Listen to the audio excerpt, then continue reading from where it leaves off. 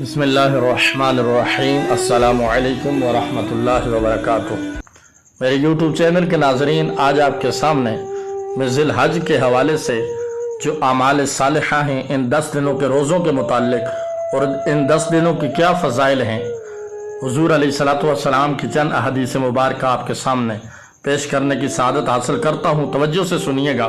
حضرت عبداللہ ابن عباس رضی اللہ تعالی عنہ سے مروی ہے کہ سرور دو جہاں صلی اللہ تعالی علیہ وسلم نے ارشاد فرمایا، 10 ذی الحجہ میں کیے گئے اعمال صالحہ اللہ کو اس قدر زیادہ محبوب ہیں کہ اتنا کسی اور دن میں پسند نہیں۔ صحابہ کرام نے دریافت کیا،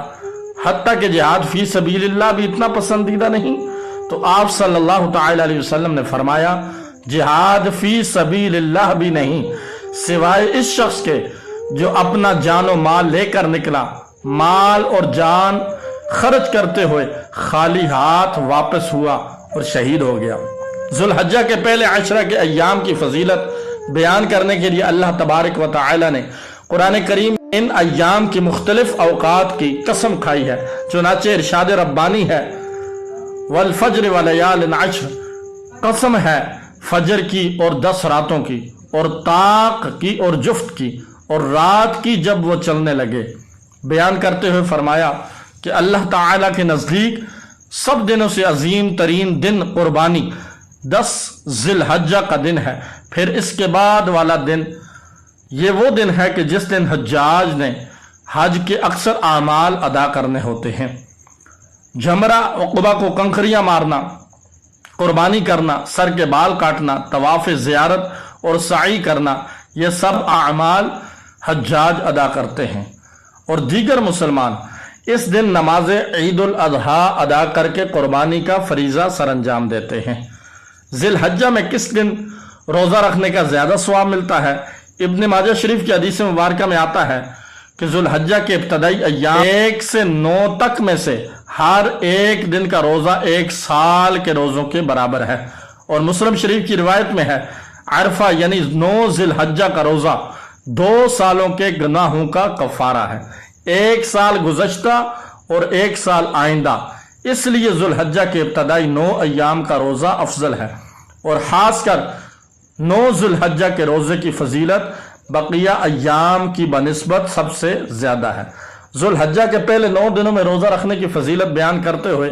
آقا دو عالم صلی اللہ تعالی علیہ وسلم نے ارشاد فرمایا، اللہ تعالیٰ کو ذی الحجہ کے ابتدائی 10 کی عبادت سے زیادہ کسی دن کی عبادت پسند نہیں۔ ان ایام میں سے ہر دن کا روزہ 1 سال کے روزوں کے مساوی ہے۔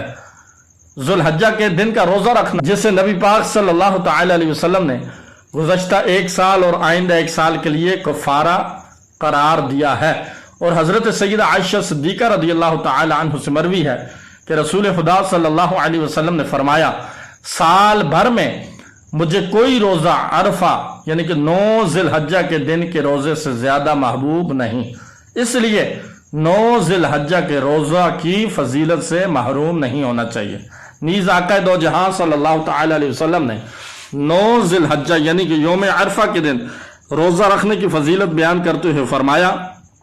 عرفہ 9 ذی الحجہ کے دن کے روزے کے بارے میں مجھے اللہ تعالیٰ سے امید ہے، یہ روزہ گزشتہ اور آئندہ سال کے لیے کفارہ ہو جائے گا۔ 9 ذی الحج کے روزہ کی یہ فضیلت حجاج کے علاوہ ان افراد کے لیے ہے جو عرفہ کے علاوہ مقامات میں ہوں۔